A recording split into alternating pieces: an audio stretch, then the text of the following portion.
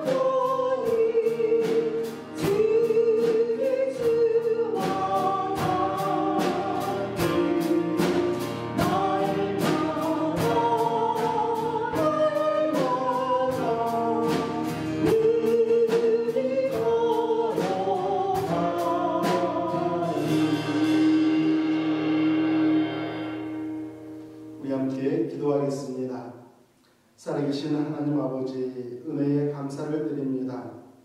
5월 가정의 달을 맞이하여서 하나님 앞에 예배하며 하나님께서 베풀어 주신 우리의 가정을 뒤돌아보며 하나님 앞에 찬양과 영광을 드릴 수 있도록 인도하여 주심에 감사를 드립니다. 오늘 이 예배를 위하여서 하나님 앞에 감사의 헌금으로 드리는 사랑하는 손길들, 삶의 어려움 가운데서도 감사의 제목들을 발견하는 놀라운 은혜 가운데 있사오니 하나님 그들의 삶이 더욱더 감사의 삶으로 풍요롭게 채워질 수 있도록 인도하여 주시기를 간절히 소망합니다. 하나님께서 허락하신 삶의 터전이 있어서 그곳에서 땀 흘려 수고하여 얻은 10분의 1을 하나님 앞에 드리는 사랑하는 손길들, 하나님 그 손길들을 기억하여 주시고 하늘의 창고를 쌓으시고 이 땅의 창고도 풍성하게 채워주시기를 간절히 소망합니다. 하나님 아버지, 주정 헌금과 선교 헌금, 여러가지 헌금을 하나님 앞에 드리는 사랑하는 성도들, 그들의 삶 가운데 하나님께서 늘 함께하여 주시고 하나님의 동행하심에 감사드리며 하나님과 함께함에 늘 풍성한 영적으로 풍성한 삶을 누리며 살아갈 수 있도록 인도하여 주시기를 간절히 소망합니다. 오늘 이 시간 주님 앞에서 함께 예배할 때에 하나님 저희들이 깨달아야 할 말씀 들려주시고 또한 하나님께 영광을 돌려드리는 이 시간 될 수 있도록 인도하여 주시옵소서. 예수님의 이름으로 기도합니다. 아멘. 하나님의 말씀은 잠언서 15장 1절 말씀부터 4절 말씀입니다. 우리 함께 공부하겠습니다. 잠언 15장 1절 말씀부터 4절 말씀입니다. 유순한 대답은 분노를 쉬게 하여도 과격한 말은 노를 격동하느니라. 지혜 있는 자의 혀는 지식을 선히 베풀고 미련한 자의 입은 미련한 것을 쏟느니라. 여호와의 눈은 어디서든지 악인과 선인을 감찰하시느니라. 온순한 혀는 곧 생명나무이지만 패역한 혀는 마음을 상하게 하느니라. 아멘.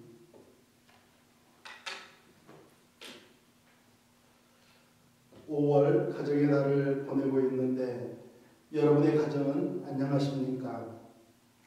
팬데믹이 장기간 지속되면서 가족에 끼치는 영향이 부정적이다라는 연구 결과가 있습니다. 펜실베니아 칠드런 하스피럴에 근무하는 로리 프레이저 박사는 어린이들이 부모들에 의해서 심각한 외상을 입을 위험에 놓여 있다라고 경고하고 있습니다. 브라이언 엘린 박사라는 분은 학대를 조기에 포착하지 못하면 아동의 감정, 행동, 사회적 기술을 조절할 수가 없다라고 이야기하기도 합니다. 뿐만 아니라 부부 사이에도 부정적인 영향을 끼치고 있습니다. 스페인의 카리나라는 여성은 두 아이들이 보는 앞에서 남편에 의해 살해되고 말았습니다.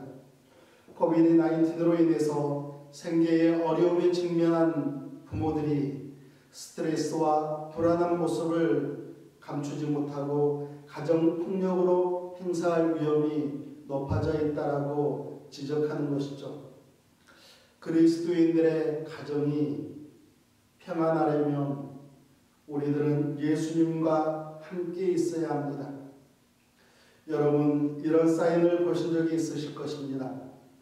잔디 보호구역. 저도 미국에서는 본 적은 없지만 한국에서는 종종 봤던 사인입니다. 무슨 뜻입니까? 잔디밭에 들어가지 말라라는 의미 있죠.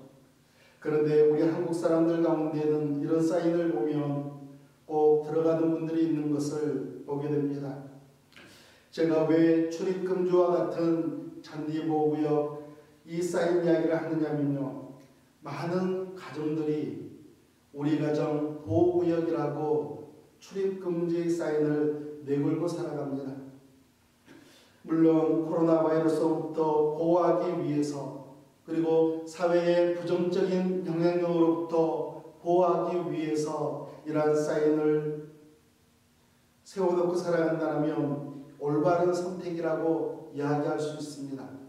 그러나 많은 경우에 예수님을 소외시키기 위해 우리 가정 보호구역이라고 출입금지 표시를 세워놓고 예수님 우리 가정에는 관여하지 마세요. 그러면서 자신이 가정 안에서 주인이 되고 왕이 되어서 가정폭력을 행사하고 불화를 일으키고 살아가고 있다는 현실입니다. 사랑하는 성도 여러분, 여러분과 제가 할 것은 부간의 대화 속에서, 가족 간의 대화 속에서 우리와 함께 하시는 예수님을 모시고 대화해야 된다는 사실입니다. 가족 간의 대화에도 성경적인 가치관이 필요합니다. 오늘 나누는 말씀 첫 번째 내용은요, 성경적인 가족 간의 대화에는 유순한 대답이 필요합니다. 대화에는 힘이 있죠. 긍정적인 영향을 주기도 하고 부정적인 영향을 낳기도 합니다. 그래서 우리 그리스도인들은 올바른 대화를 할 수 있어야 합니다. 대화라는 것은 이렇게 정의할 수가 있습니다. 상대방을 이해하려는 마음으로 말하고 듣는 것이죠. 대화는 일방적인 것도 아니고 단순히 들려지는 것도 아닙니다. 내가 저 사람의 말과 저 사람의 마음을 이해하겠다라는 목적을 세워두고 행하는 행위가 대화인 것이죠. 그래서 대화를 잘 하기 위해서는 세 가지가 열려 있어야 한다라고 이야기합니다. 귀와 생각과 마음입니다. 들을 때에도 귀와 생각과 마음을 열어놓고 듣고, 말을 할 때에도 귀와 생각과 마음을 열어놓고 말을 할 때에 올바른 대화가 성사되는 것이죠. 하나님께서는 천지를 창조하시면서 이런 올바른 대화를 우리 인류에게 주셨습니다. 창세기 2장 18절 말씀에 의하면 여호와 하나님이 이르시되 사람이 혼자 사는 것이 좋지 아니하니 내가 그를 위하여 돕는 배필을 지으리라 하시니라. 사람이 혼자 사는 것이 좋지 아니하여서 아담에게 대화가 필요하기 때문에 하나님께서 아내를 허락하셨다는 것입니다.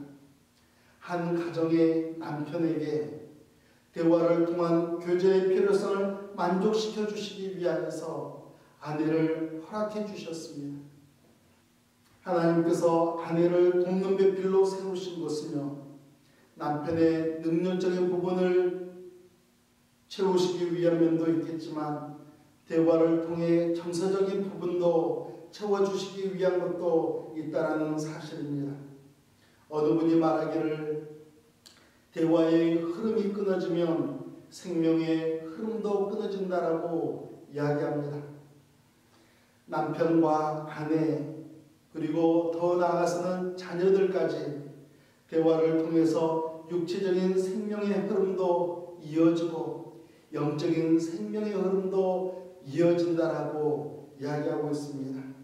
그래서 대화할 수 있다는 것은 하나님의 은혜인 것이죠. 대화에는 5가지 레벨이 있습니다. 첫째로는 안정감을 느끼는 레벨입니다. 아주 기초적인 대화이죠. 어떻게 지내셨습니까? 만나서 반갑습니다. 아이들이 하이하고 인사하는 정도, 그 정도로 인사하는 것, 이것이 상대방에 대한 관심은 표명은 하지만 그러나 상대방의 마음속에 있는 깊이를 나눌 수 있는 대화는 아닌 상태, 이것이 바로 첫 번째 레벨입니다. 두 번째로는 사실을 번복하는 대화의 레벨이 있습니다. 요즘 야구는 어느 팀 성적이 좋아요. 또 정치적으로 공화당은 어때요? 민주당은 어때요? 하면서 우리에게 들려주는 신문이나 뉴스를 통해서 공개적으로 알려져 있는 그 소식만을 서로 나누는 단계이죠. 자신이 관심을 가지고 있는 주제에 대해서만 끝나버리고 마는 대화가 바로 이 두 번째 레벨입니다. 세 번째로는 내 생각과 판단을 드러내는 레벨이 있습니다. 그 교회가 베풀어준 사랑은 참으로 감동적이다. 또 어느 집사님이 행동했던 것이 나에겐 도전이 되었습니다. 이러한 이야기들을 나누는 것이 바로 세 번째 레벨이고 상대방과 조금 더 가까워질 수 있는 그러한 대화의 레벨입니다. 네 번째로는 자신의 느낌을 솔직하게 이야기할 수 있는 레벨이 있습니다. 여보, 그렇게 하지 않았으면 좋겠어요. 제가 상처를 받았어요. 여보, 당신의 이런 모습이 참 좋아요. 라고 하면서 자신의 감정을 그리고 속마음을 어느 정도 드러낼 수 있는 단계이죠. 마지막으로는 마음에 있는 모든 것을 나눌 수 있는 단계가 있습니다. 상대방을 존중하고 신뢰하기 때문에 그래서 속에 있는 마음까지도 거리낌 없이 나눌 수 있는 단계가 마지막 단계입니다. 여러분의 가정은 어느 단계까지 대화를 나누고 있습니까? 안타까운 것은요, 많은 가정의 그리스도인 부부들조차도 세 번째 레벨의 대화에 머물고 있다는 사실입니다. 부부이면서도 부모님의 문제, 형제 자매의 문제를 그리고 심지어 개인적인 문제조차도 선뜻 대화할 엄두를 내지 못하고 살아가고 있습니다. 자녀들과의 대화에서도 그렇지만 부부 사이의 대화에도 마음과 마음을 나누는 대화가 이어져야 하는 것이죠. 오늘 말씀 1절 말씀을 보면 유순한 대답은 분노를 쉬게 하여도 과격한 말은 노를 격동하느니라고 말씀하고 있습니다.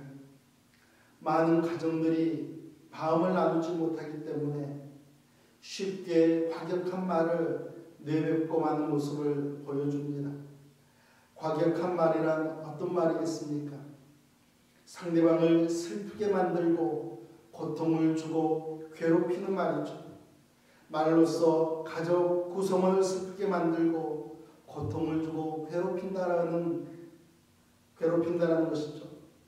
그런데 하나님께서는 유순한 대답이야말로 분노를 가라앉힌다라고 가르쳐주고 있습니다. 분노라는 단어는요, 열 그리고 독이라는 문자적 의미가 있습니다. 우리가 화를 내는 사람을 보면서 저 사람 열났다, 또 독이 올랐다 이런 표현을 쓰지 않습니까? 그러나 이러한 사람에게 유순한 대답을 할 때에 그 사람의 열이 가라앉히고 또 해독이 된다는 사실입니다. 그래서 올바른 대화를 하기 위해서는요, 조심성이 필요합니다. 욥기서 19장 2절 말씀을 보면은 너희가 내 마음을 괴롭히며 나를 짓부수기를 어느 때까지 하겠느냐라고 욥이 외치고 있습니다. 자신을 위로하겠다라고 찾아온 친구들을 향해서 너희들은 나를 괴롭히고 있다. 나에게 과격한 말을 하고 있고 내 마음을 짓누르고 있다라고 이야기하는 것입니다. 가까운 사람인데, 가까운 친구라고 하는데 조심성 없이 말한 그 말들이 오히려 상처가 되고 있다는 사실이죠. 남편이 아내를, 아내가 남편을, 그리고 부모가 자녀를, 자녀가 부모를 너무나 가깝기 때문에 조심성 없이 말을 하다가 그만 상처를 주고 말고 있다라고 이야기합니다. 잠언 18장 21절 말씀에서는 죽고 사는 것이 혀에 힘에 달렸나니 혀를 쓰기 좋아하는 자는 혀의 열매를 먹으리라 라고 말씀하고 있습니다. 가족 간의 건강한 대화, 조심성 있는 대화, 그리고 유순한 대답은 남편을 세울 수 있고 아내를 세울 수 있고 자녀를 세울 수 있다라고 가르쳐 줍니다. 그러나 과격한 대화는 배우자를 좌절시킬 수 있고 또한 자녀들을 무너뜨릴 수 있다라고 지적하고 있습니다. 우리 롤을 한인침례교회 모든 성도님들의 가정은 오늘 하나님의 말씀을 바라보면서 말 속에 위력이 있는 것을 바라보면서 유순한 대답으로 예수님 안에서 가정을 든든히 세워가시고 가족 구성원들을 든든히 세워가시기를 예수님의 이름으로 축복합니다. 두 번째로는 가족 간의 올바른 대화는 생명을 공급한다는 사실입니다. 가족 간의 올바른 대화는 가족 구성원에게 영적인 생명력을 공급할 수 있습니다. 4절 말씀을 보면 온순한 혀는 곧 생명나무지만 패역한 혀는 마음을 상하게 한다라고 가르쳐주고 있습니다. 여기서 온순한 혀란 부드러운 말, 따뜻한 말을 가리킵니다. 이런 말은 낙심하고 있는 배우자에게 희망을 안겨주고 상처를 받은 자녀에게 회복을 가져다 준다는 사실이죠. 시들어가는 마음에 새로운 생기를 불어넣어주는 생명나무가 된다는 것입니다. 그러나 패역한 혀, 거짓말을 하고 진리를 왜곡시키는 말을 하는 것은 마음을 상하게 하고 영적인 생명까지도 파멸시켜버린다라고 우리에게 가르쳐주고 있습니다. 그래서 가족 간의 올바른 대화를 하기 위해서는요, 생명을 공급하는 대화를 하기 위해서는 몇 가지 방해 요소를 피하는 것이 바람직합니다. 그 중에 피해야 될 것, 첫 번째로는요, 조급함입니다. 인생이 바쁘고 하루의 삶이 바쁘다 보면은 제대로 된 대화를 할 수가 없습니다. 여러분 이런 이야기를 아실 겁니다. 무뚝뚝한 경상도 남편이 경상도 사나이가 퇴근하고 들어와서 세 마디를 한다고 그래요. 왔다, 밥 먹자, 자자. 저는 이분들이 물론 만들어낸 이야기이긴 하지만요, 무뚝뚝해서라기보다는 하루의 삶이 너무나 바쁘기 때문에 아내에게 대화할 시간을 내주지 못하는 것 아닌가 그런 생각을 해보았습니다. 남편들은 삶의 속도를 좀 늦출 필요가 있습니다. 그리고 아내에게 집중해야 할 시간이 필요하기 때문에 그렇습니다. 사람은 한순간에 여러 가지 일을 할 수 있는 능력이 있습니다. 그러나 분명한 것은 한 번에 한 가지 일에 집중할 때에 그 일을 더 잘 해낼 수 있다고 하지 않습니까? 그래서 남편은 아내를 위한 시간을, 아내는 남편을 위한 시간을, 또 부모는 자녀들을 위한 시간을 그렇게 따로 쪼개어내서 구별해 놓는 것이 조급함을 해결할 수 있고 서로에게 대화다운 대화를 나눌 수 있는 그러한 생명을 공급할 수 있는 대화의 시간을 가질 수 있다고 생각을 합니다.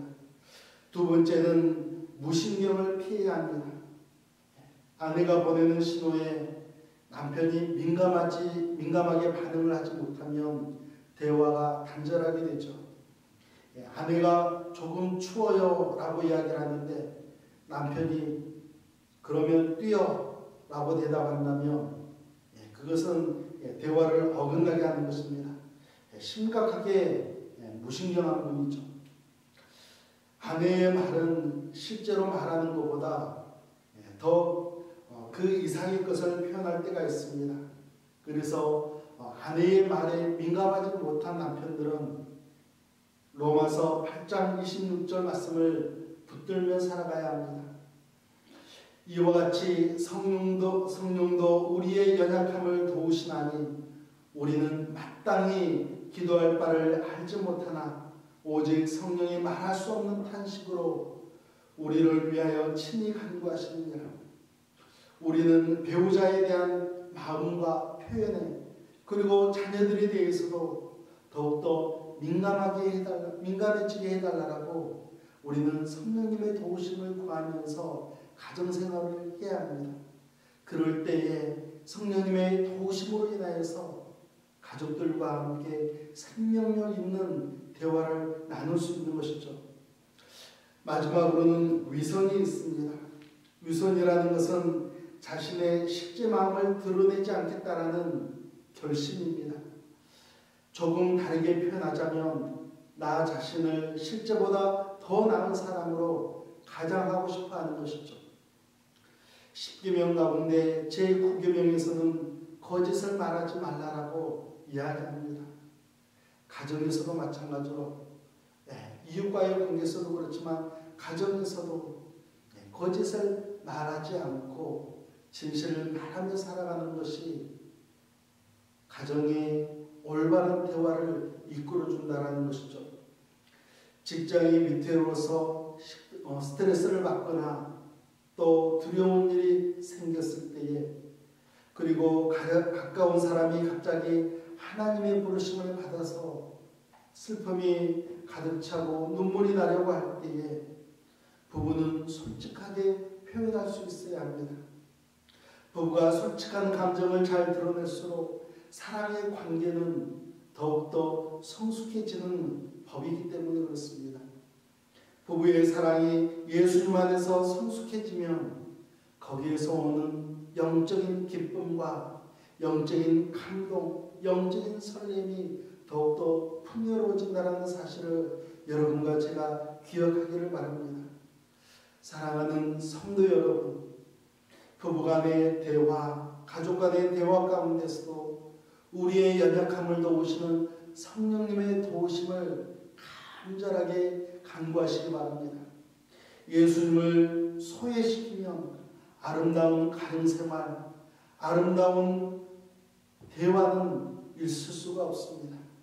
예수님을 초청하시고 예수님과 함께 더불어 대화하셔서 성숙하고 올바른 대화로 서로에게 영적인 생기를 불어넣어 주시며 상처를 치유해 주시는 그러한 하나님께서 보시기에 복된 가정을 꾸려나가시는 여러분과 제가 되어서 살아계신 하나님 앞에 영광을 돌려드리시기를 예수님의 이름으로 축복합니다. 우리 함께 기도하겠습니다. 살아계신 우리 하나님 아버지, 은혜에 감사를 드립니다. 저희들에게 복되고 아름다운 가정을 허락하여 주셨는데 우리들은 과격한 말과 패역한 말로 하나님께서 아름답게 빚어주신 가정을 파괴할 때가 많이 있습니다. 오늘 말씀에서 가르쳐주는 대로 온유한 대답으로 또한 예수 그리스도를 초청하여서 예수 그리스도와 더불어 대화하는 가정이 되게 하여 주셔서 하나님 앞에서 건강한 가정, 하나님께서 기뻐하시는 가정으로 세워나가며 살아갈 수 있도록 인도하여 주시옵소서. 남편을, 아내를, 그리고 자녀를 더욱더 하나님의 말씀 가운데 든든하게 세워나가는 복된 가정들 되게 하여 주시기를 간절히 소망합니다. 이제는 우리 구주 예수 그리스도의 은혜와 살아계신 하나님 아버지의 지극하신 사랑하심과 성령 하나님의 인도하심과 간섭하심이 복된 가정, 행복한 대화를 꿈꾸며 나아가는 사랑하는 성도들과 그들의 가정과 그들의 삶의 터전 위에 이제부터 영원토록 함께 하시기를 예수 그리스도의 이름으로 축원하옵나이다. 아멘.